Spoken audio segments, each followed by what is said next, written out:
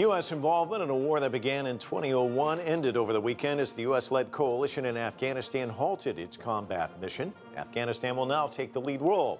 But foreign forces won't be going far. Some 13,000 troops will remain, most of them from the United States. At the war's peak in 2010, about 140,000 U.S. troops were in Afghanistan. So that raises the question, what now? The Taliban has declared a victory, saying the U.S. is leaving in defeat.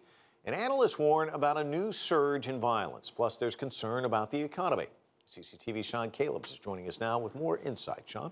Yeah, Mike, one of these anxious times, the question becomes, what kind of nation will the U.S.-led coalition leave behind for Afghans to govern and protect?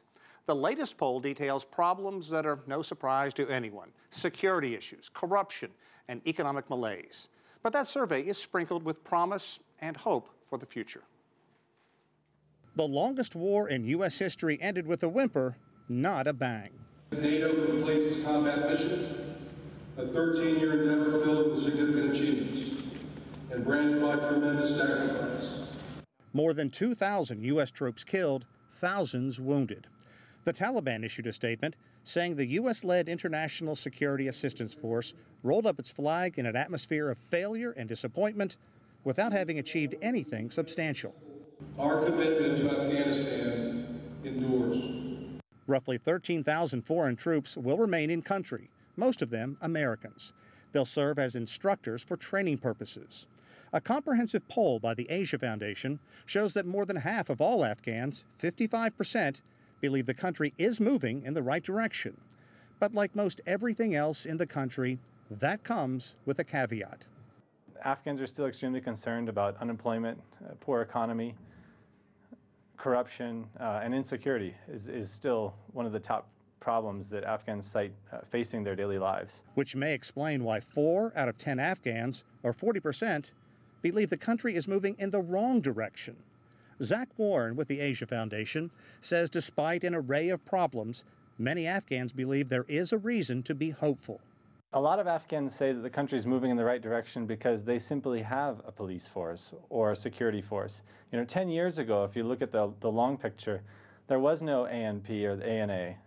These are new things. Afghan police and army forces will be responsible for the country's safety from insurgents and the Taliban. We also ask, why do you think the armed opposition groups are fighting against the government? The top 2 reasons given have been the presence of foreign troops and to gain power. So it'll be really interesting to see how that changes when foreign troops leave. Warren has been in Afghanistan a decade and seen ups and downs. The Asia Foundation survey involving all of Afghanistan's provinces was conducted in late June and early July of this year, right after the presidential elections. The vote went smoother than almost anyone predicted, and at that time, there was widespread optimism about the future. I think had we done the survey even 2 weeks later, I think we would have had a different result. Things are very sensitive. Things change very fast here. And he's been there 10 years, he would know. The main challenge for newly elected President Ashraf Ghani is holding on to land gained during 13 years of war and somehow finding a way to breathe life into Afghanistan's economy. More than 2/3 of the country's population is also under the age of 25. Most of its citizens lack formal education, with 80% unable to read or write. And roughly 90% of the country's operating budget comes from the United States and a handful of other nations. It is an equation that does not bode well for Afghanistan's future.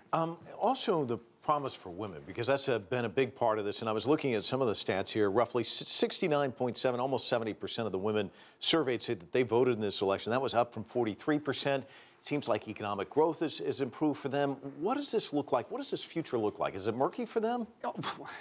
In that country, it's murky for everybody, but you are right.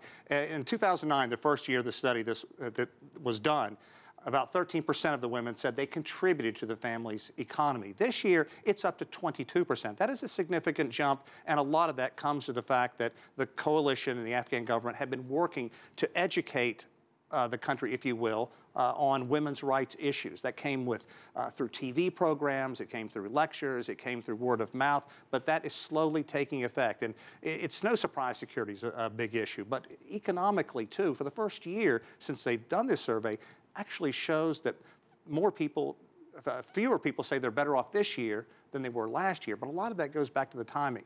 Karzai was the president then, and he refused to sign the bilateral security agreement that would keep the U.S. and other nations there, the 13,000, in an educational and transitional way. Once that was done, the economy began to tick up. So it's all about the timing. This was done 6 months ago, not a long time in the U.S. and other areas, but an eternity in Afghanistan. Well, speaking of an eternity, you were there not too long ago, but probably an eternity. But what was the standard like there? I mean, in terms of how people were looking at the future, were they optimistic or not? Well, they were very nervous. I think a lot of people thought the election was going to be disrupted by the Taliban. When it wasn't, there was a mood of celebration. People would say it was like Eid, the celebration in that nation after the end of Ramadan. And given the fact that they were that hopeful about the future, that's when the survey was done. But remember what happened after that. The presidential election kind of just decayed, and infighting between Ghani and Dr. Abdullah, who now is the prime minister, for lack of a better term. So there was that infighting. And I think if you did this survey now, it would be markedly different. It would still be the same issues, economy and security, and maybe people aren't so hopeful. It's a very, very tense time. All right, Sean, thanks so much. Really appreciate it.